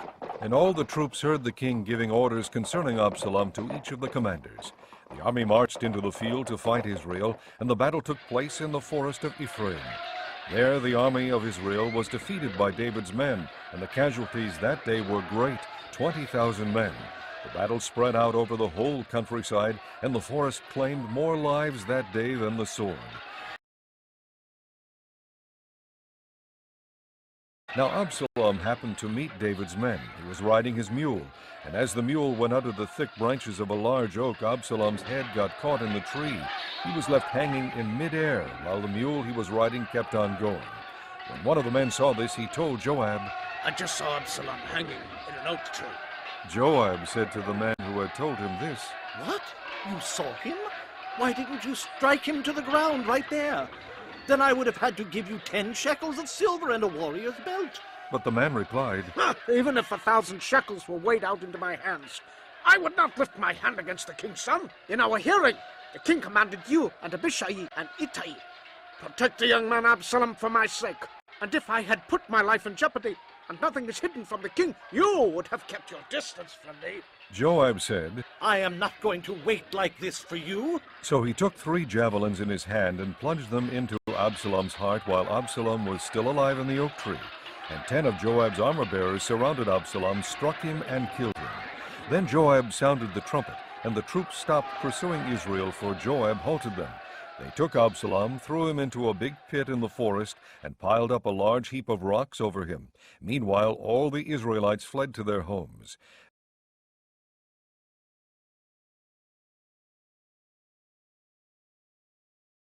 During his lifetime, Absalom had taken a pillar and erected it in the king's valley as a monument to himself, for he thought, I have no son to carry on the memory of my name. He named the pillar after himself, and it is called Absalom's monument to this day. Now Ahimaaz, son of Zadok, said, Let me run and take the news to the king that the Lord has delivered him from the hand of his enemies. You are not the one to take the news today. Joab told him. You may take the news another time, but you must not do so today, because the king's son is dead. Then Joab said to a Cushite, Go, tell the king what you have seen. The Cushite bowed down before Joab and ran off. Ahimaaz, son of Zadok, again said to Joab, Come what may, please let me run behind the Cushite. But Joab replied, My son, why do you want to go? You don't have any news that will bring you a reward. He said, Come what may, I want to run. So Joab said, Run! Then Ahimaaz ran by way of the plain and outran the Cushite. While David was sitting between the inner and outer gates, the watchman went up to the roof of the gateway by the wall. As he looked out, he saw a man running alone. The watchman called out to the king and reported it. The king said, If he is alone, he must have good news. And the man came closer and closer. Then the watchman saw another man running, and he called down to the gatekeeper, Look! Another man running alone! The king said, He must be bringing good news too. The watchman said, It seems to me that the first one runs like Ahimaaz, son of Zadok. He's a good man. The king said. He comes with good news. Then Ahimaaz called out to the king. All is well. He bowed down before the king with his face to the ground and said, Praise be to the Lord your God. He has delivered up the men who lifted their hands against my lord the king. The king asked, Is the young man Absalom safe? Ahimaaz answered, I saw great confusion just as Joab was about to send the king's servant and me, your servant, but I don't know what it was. The king said, Stand aside and wait here. So he stepped aside and stood there. Then the Cushite arrived and said, My lord the king, hear the good news. The Lord has delivered you today from all who rose up against you. The king asked the Cushite, Is the young man Absalom safe? The Cushite replied, May the enemies of my lord the king and all who rise up to harm you be like that young man. The king was shaken. He went up to the room over the gateway and wept. As he went, he said, Oh, my son Absalom, my son Absalom, if only I had died instead of you. Oh, Absalom, my son, my son! Chapter 19. Joab was told, The king is weeping and mourning for Absalom. And for the whole army the victory that day was turned into mourning, because on that day the troops heard it said, The king is grieving for his son. The men stole into the city that day, as men steal in who are ashamed when they flee from battle. The king covered his face and cried aloud, Oh, my son Absalom! Oh, Absalom, my son, my son! Then Joab went into the house to the king and said, Today you have humiliated all your men who have just saved your life and the lives of your sons and daughters and the lives of your wives and concubines. You love those who hate you and hate those who love you. You have made it clear today that the commanders and their men mean nothing to you. I see that you would be pleased if Absalom were alive today and all of us were dead. Now go out and encourage your men. I swear by the Lord that if you don't go out, not a man will be left with you by nightfall. This will be worse for you than all the calamities that have come upon you from your youth till now. So the king got up and took his seat in the gateway. When the men were told the king is sitting in the gateway, they all came before him. Meanwhile, the Israelites had fled to their homes. Throughout the tribe of Israel, the people were all arguing with each other, saying, The king delivered us from the hand of our enemies. He is the one who rescued us from the hand of the Philistines. But now he has fled the country because of Absalom. And Absalom, who we anointed to rule over us, has died in battle. So why do you say nothing about bringing the king back?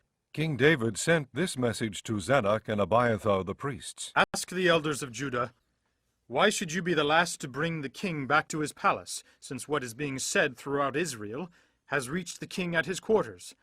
You are my brothers, my own flesh and blood, so why should you be the last to bring back the king? And say to Amasa, are you not my own flesh and blood? May God deal with me, be it ever so severely, if from now on you are not the commander of my army in place of Joab. He won over the hearts of all the men of Judah as though they were one man. They sent word to the king, Return, you and all your men. Then the king returned and went as far as the Jordan. Now the men of Judah had come to Gilgal to go out and meet the king and bring him across the Jordan. Shimei, son of Gera, the Benjamite from Bahurim, hurried down with the men of Judah to meet King David.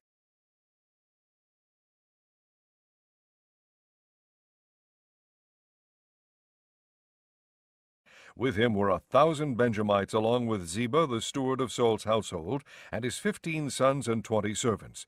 They rushed to the Jordan where the king was. They crossed at the ford to take the king's household over and to do whatever he wished.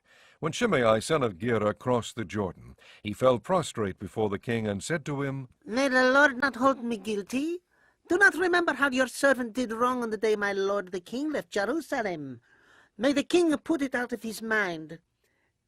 For I, your servant, know that I have sinned, but today I have come here as the first of the whole house of Joseph to come down and meet my lord the king.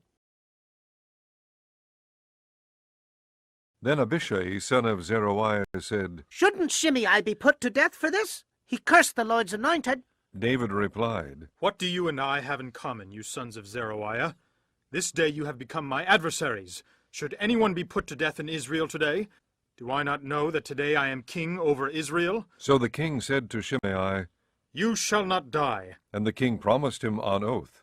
Mephibosheth, Saul's grandson, also went down to meet the king. He had not taken care of his feet or trimmed his mustache or washed his clothes from the day the king left until the day he returned safely. When he came from Jerusalem to meet the king asked him, Why didn't you go with me, Mephibosheth? He said, My lord the king, since I your servant am lame, I said, I will have my donkey saddled and will ride on it so I can go with the king. But Ziba my servant betrayed me, and he has slandered your servant to my lord the king. My lord the king is like an angel of God, so do whatever pleases you. All my grandfather's descendants deserve nothing but death from my lord the king, but you gave your servant a place among those who eat at your table. So what right do I have to make any more appeals to the king? The king said to him, Why say more? I order you and Ziba to divide the fields. Mephibosheth said to the king, Let him take everything, now that my lord the king has arrived home safely. Barzillai the Gileadite also came down from Rogelim to cross the Jordan with the king, and to send him on his way from there. Now Barzillai was a very old man, 80 years of age. He had provided for the king during his stay in Mahanaim, for he was a very wealthy man. The king said to Barzillai, Cross over with me and stay with me in Jerusalem, and I will provide for you. But Barzillai answered the king, How many more years will I live, that I should go up to Jerusalem with the king? I am now 80 years old. Can I tell the difference between what is good and what is not? Can your servant taste what he eats and drinks? Can I still hear the voices of men and women singers? Why should your servant be an added burden to my lord the king? Your servant will cross over the Jordan with the king for a short distance, but why should the king reward me in this way? Let your servant return, that I may die in my own town near the tomb of my father and mother. But here is your servant Kimham. Let him cross over with my lord the king. Do for him whatever pleases you. The king said, Kimham shall cross over with me, and I will do for him whatever pleases you, and anything you desire from me I will do for you. So all the people crossed the Jordan, and then the king crossed over. The king kissed Barzillai and gave him his blessing, and Barzillai returned to his home. When the king crossed over to Gilgal, Kimham crossed with him. All the troops of Judah and half the troops of Israel had taken the king over. Soon all the men of Israel were coming to the king and saying to him, Why did our brothers, the men of Judah, steal the king away and bring him and his household across the Jordan together with all his men? All the men of Judah answered the men of Israel, We did this because the king is closely related to us. Why are you angry about it? Have we eaten any of the king's provisions? Have we taken anything for ourselves?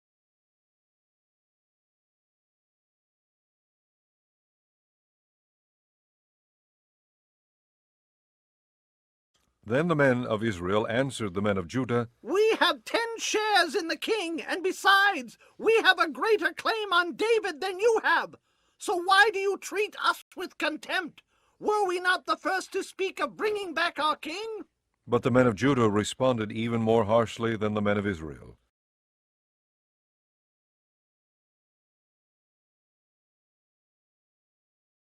Chapter 20. Now a troublemaker named Sheba, son of Bichri, a Benjamite, happened to be there. He sounded the trumpet and shouted, We have no share in David, no part in Jesse's son. Every man to his tent, O Israel. So all the men of Israel deserted David to follow Sheba, son of Bichri, but the men of Judah stayed by their king all the way from the Jordan to Jerusalem. When David returned to his palace in Jerusalem, he took the 10 concubines he had left to take care of the palace and put them in a house under guard. He provided for them, but did not lie with them. They were kept in confinement till the day of their death, living as widows. Then the king said to Amasa, Summon the men of Judah to come to me within 3 days, and be here yourself. But when Amasa went to summon Judah, he took longer than the time the king had set for him. David said to Abishai, Now Sheba son of Bichri will do us more harm than Absalom did. Take your master's men and pursue him, or he will find fortified cities and escape from us. So Joab's men and the Kerethites and Pelethites and all the mighty warriors went out under the command of Abishai. They marched out from Jerusalem to pursue Sheba, son of Bichri.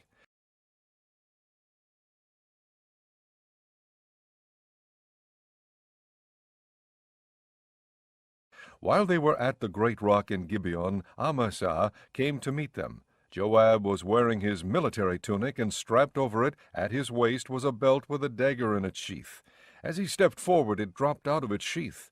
Joab said to Amasa, How are you, my brother? Then Joab took Amasa by the beard with his right hand to kiss him.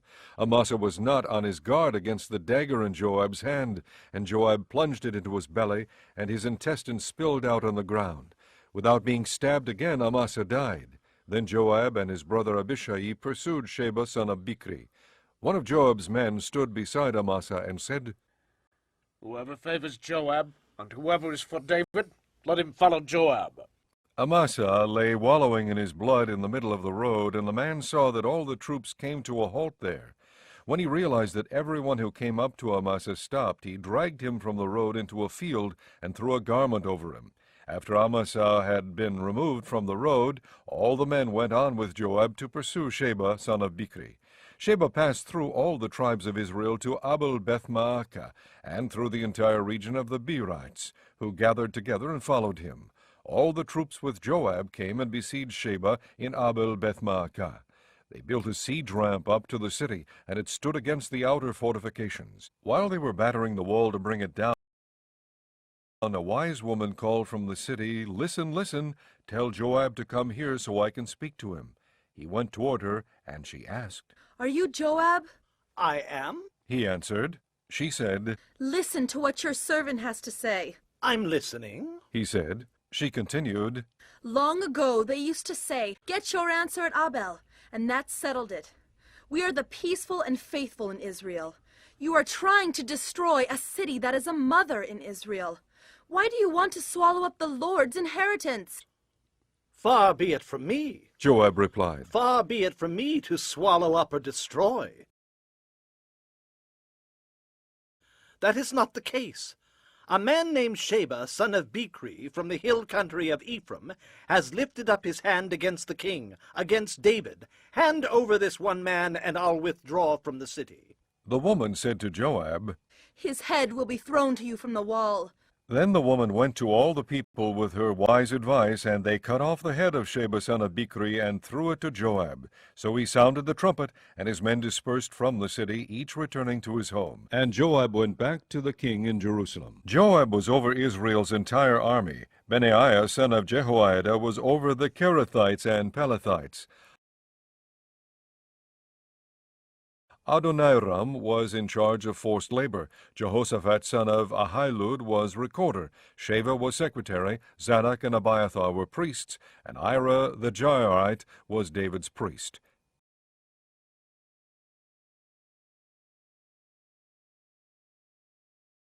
Chapter 21.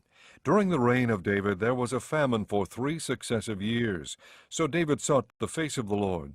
The Lord said, It is on account of Saul and his blood-stained house. It is because he put the Gibeonites to death.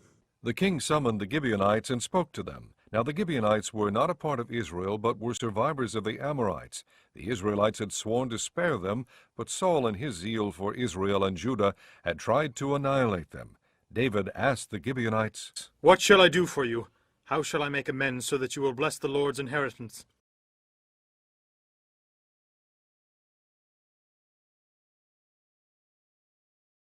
The Gibeonites answered him, We have no right to demand silver or gold from Saul or his family, nor do we have the right to put anyone in Israel to death. What do you want me to do for you? David asked. They answered the king, As for the man who destroyed us and plotted against us so that we have been decimated and have no place anywhere in Israel, let 7 of his male descendants be given to us, to be killed and exposed before the Lord at Gibeah of Saul, the Lord's chosen one. So the king said, I will give them to you. The king spared Mephibosheth, son of Jonathan, the son of Saul, because of the oath before the Lord between David and Jonathan, son of Saul. But the king took Armoni and Mephibosheth, the 2 sons of Aiah's daughters Rizpah, whom she had borne to Saul, together with the 5 sons of Saul's daughter Merab, whom she had borne to Adriel, son of Barzillai, the Mahalathite. He handed them over to the Gibeonites, who killed and exposed them on a hill before the Lord. All 7 of them fell together. They were put to death during the first days of the harvest, just as the barley harvest was beginning. Rizpah, daughter of Aiah, took sackcloth and spread it out for herself on a rock. From the beginning of the harvest till the rain poured down from the heavens on the bodies, she did not let the birds of the air touch them by day, or the wild animals by night. When David was told what Aiah's daughter Rizpah, Saul's concubine, had done, he went and took the bones of Saul and his son Jonathan from the citizens of Jabesh-Gilead. They had taken them secretly from the public square at Beth-shan, where the Philistines had hung them after they struck Saul down at Gilboa. David brought the bones of Saul and his son Jonathan from there, and the bones of those who had been killed and exposed were gathered up.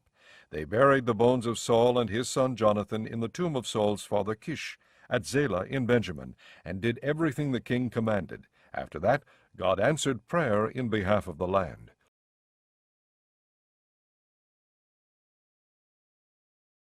Once again there was a battle between the Philistines and Israel. David went down with his men to fight against the Philistines, and he became exhausted. And Ishbi-benob, one of the descendants of Rapha, whose bronze spearhead weighed 300 shekels, and who was armed with a new sword, said he would kill David. But Abishai, son of Zeruiah, came to David's rescue. He struck the Philistine down and killed him. Then David's men swore to him, saying, Never again will you go out with us to battle, so that the lamp of Israel will not be extinguished. In the course of time there was another battle with the Philistines at Gob. At that time Sibbecai the Hushathite killed Saph, one of the descendants of Rapha. In another battle with the Philistines at Gob, Elhanan, son of Jare-Oregim, the Bethlehemite, killed Goliath the Gittite, who had a spear with a shaft like a weaver's rod. In still another battle which took place at Gath, there was a huge man with 6 fingers on each hand and 6 toes on each foot, 24 in all. He also was descended from Rapha. When he taunted Israel, Jonathan, son of Shimei, David's brother, killed him. These 4 were descendants of Rapha in Gath, and they fell at the hands of David and his men. Chapter 22. David sang to the Lord the words of this song when the Lord delivered him from the hand of all his enemies and from the hand of Saul. He said, The Lord is my rock, my fortress and my deliverer. My God is my rock, in whom I take refuge, my shield and the horn of my salvation.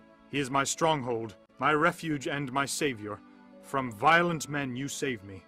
I call to the Lord, who is worthy of praise, and I am saved from my enemies. The waves of death swirled about me. The torrents of destruction overwhelmed me.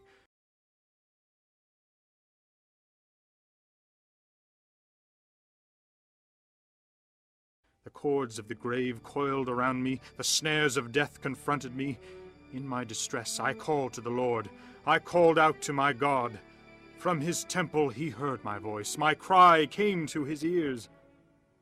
The earth trembled and quaked. The foundations of the heavens shook.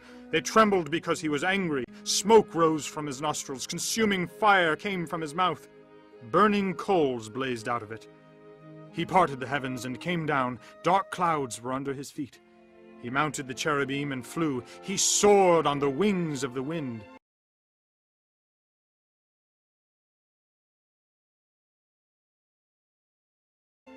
He made darkness his canopy around him, the dark rain clouds of the sky. Out of the brightness of his presence, bolts of lightning blazed forth. The Lord thundered from heaven. The voice of the Most High resounded. He shot arrows and scattered the enemies, bolts of lightning, and routed them. The valleys of the sea were exposed, and the foundations of the earth laid bare at the rebuke of the Lord, at the blast of breath from his nostrils. He reached down from on high and took hold of me. He drew me out of deep waters.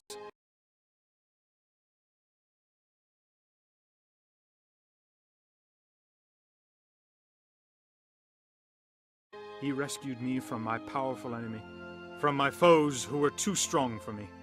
They confronted me in the day of my disaster, but the Lord was my support. He brought me out into a spacious place. He rescued me because he delighted in me. The Lord has dealt with me according to my righteousness. According to the cleanness of my hands he has rewarded me. For I have kept the ways of the Lord. I have not done evil by turning from my God. All his laws are before me. I have not turned away from his decrees. I have been blameless before him and have kept myself from sin.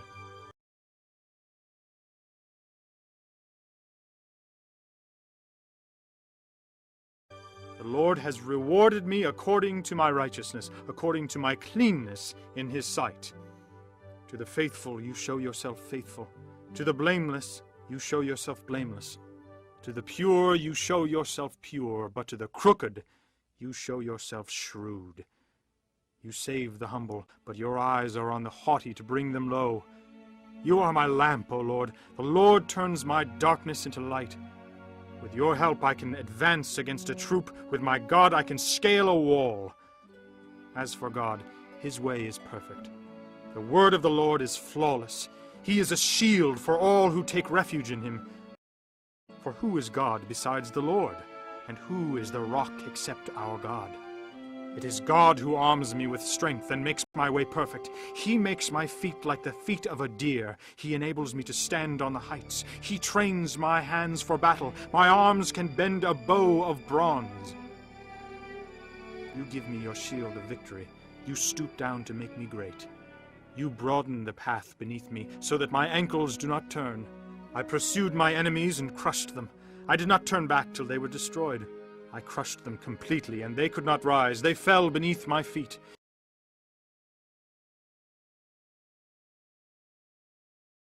You armed me with strength for battle. You made my adversaries bow at my feet. You made my enemies turn their backs in flight, and I destroyed my foes. They cried for help, but there was no one to save them. To the Lord, but he did not answer.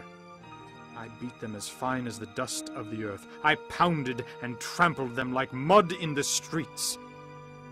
You have delivered me from the attacks of my people. You have preserved me as the head of nations. People I did not know are subject to me, and foreigners come cringing to me. As soon as they hear me, they obey me.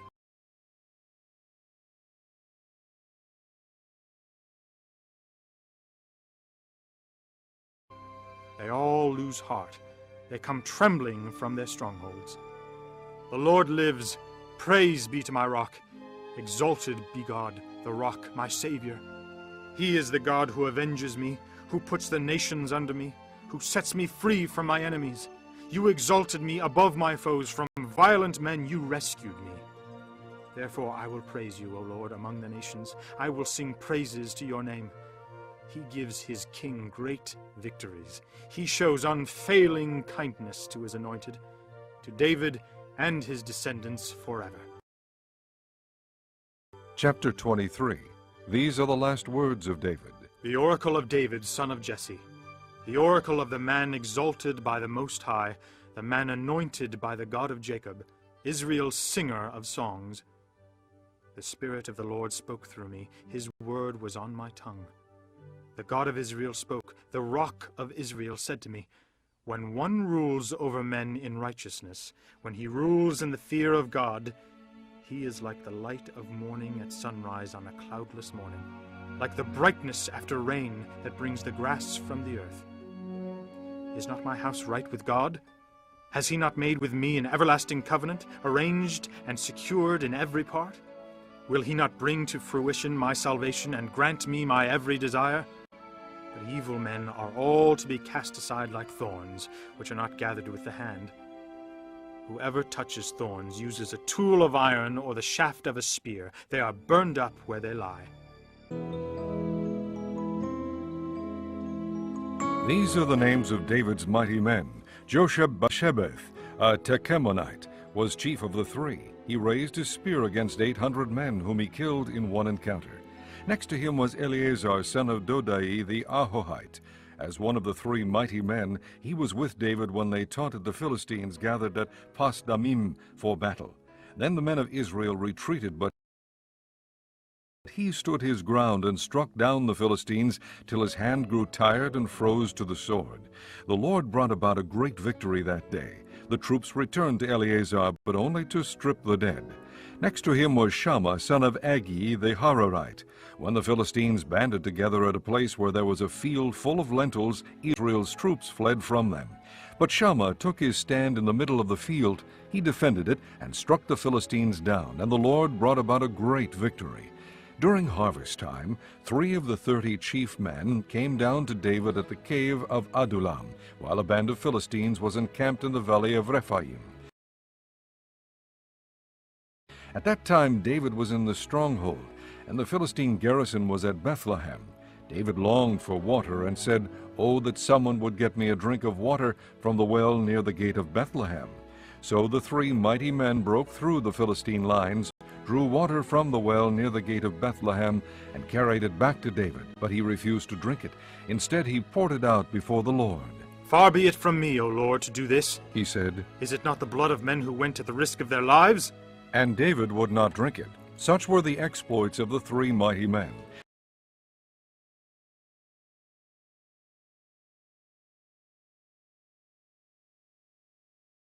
Abishai, the brother of Joab, son of Zeruiah, was chief of the 3. He raised his spear against 300 men whom he killed, and so he became as famous as the 3. Was he not held in greater honor than the 3? He became their commander, even though he was not included among them.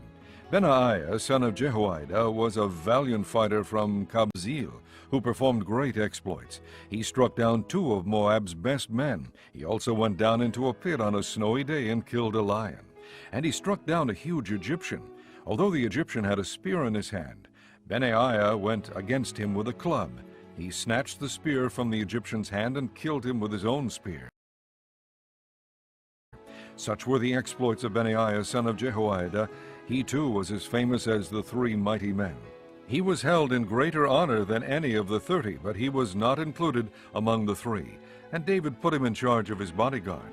Among the 30 were Asahel, the brother of Joab, Elhanan, son of Dodo from Bethlehem, Shammah the Harodite, Elika the Harodite, Halez the Paltite, Ira son of Ikesh from Tekoa, Abiezer from Anathoth, Mebunai the Hushathite, Zalmon the Ahohite, Maharai the Netophathite, Haled son of Baana the Netophathite, Ithai son of Ribai from Gibeah in Benjamin, Benaiah the Pirathonite, Hedai from the ravines of Gaash, Abi Albon the Arbathite, Azmavath the Barhumite, Eliabah the Shahabonite, the sons of Jashan, Jonathan son of Shammah the Hararite, Achiam son of Sharar the Hararite, Eliphalet son of Ahashbai the Maakathite, Eliam son of Ahithophel the Gilonite, Hezro the Carmelite, Paarai the Arbite, Igal son of Nathan from Zobah,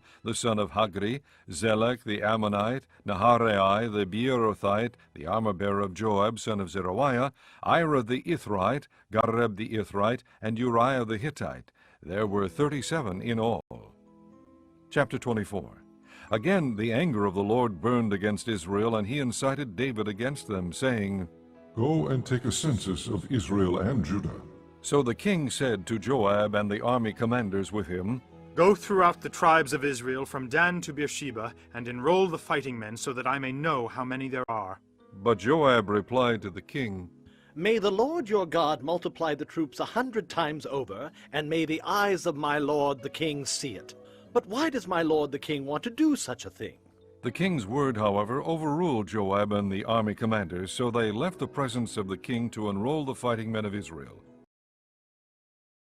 After crossing the Jordan, they camped near Aroer, south of the town in the gorge, and then went through Gad and on to Jazer. They went to Gilead and the region of Totim Hodshi, and on to Dan Jaan, and around toward Sidon. Then they went toward the fortress of Tyre and all the towns of the Hivites and Canaanites. Finally they went on to Beersheba in the Negev of Judah. After they had gone through the entire land, they came back to Jerusalem at the end of 9 months and 20 days. Joab reported the number of the fighting men to the king. In Israel there were 800,000 able-bodied men who could handle a sword, and in Judah 500,000. David was conscience-stricken after he had counted the fighting men, and he said to the Lord, I have sinned greatly in what I have done. Now, O Lord, I beg you, take away the guilt of your servant. I have done a very foolish thing. Before David got up the next morning, the word of the Lord had come to Gad the prophet, David's seer. Go and tell David, this is what the Lord says. I am giving you 3 options. Choose one of them for me to carry out against you. So Gad went to David and said to him, Shall there come upon you 3 years of famine in your land? Or 3 months of fleeing from your enemies while they pursue you? Or 3 days of plague in your land? Now then, think it over and decide how I should answer the one who sent me. David said to Gad, I am in deep distress. Let us fall into the hands of the Lord, for his mercy is great. But do not let me fall into the hands of men. So the Lord sent a plague on Israel from that morning until the end of the time designated, and 70,000 of the people from Dan to Beersheba died. When the angel stretched out his hand to destroy Jerusalem, the Lord was grieved because of the calamity, and said to the angel who was afflicting the people, Enough. Withdraw your hand. The angel of the Lord was then at the threshing floor of Araunah the Jebusite.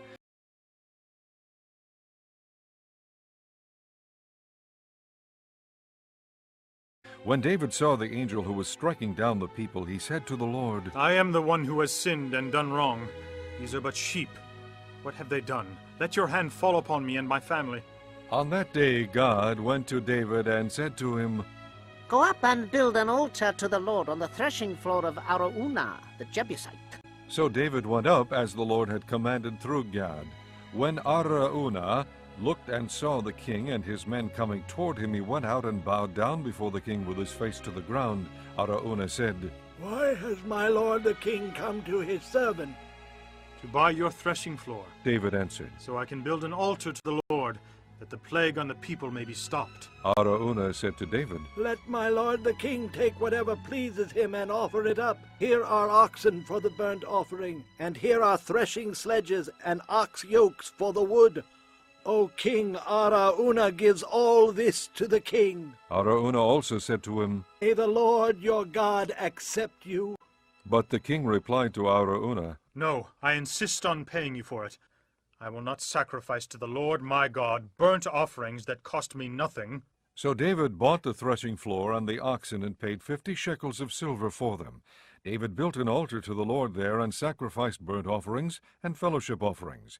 Then the Lord answered prayer in behalf of the land, and the plague on Israel was stopped.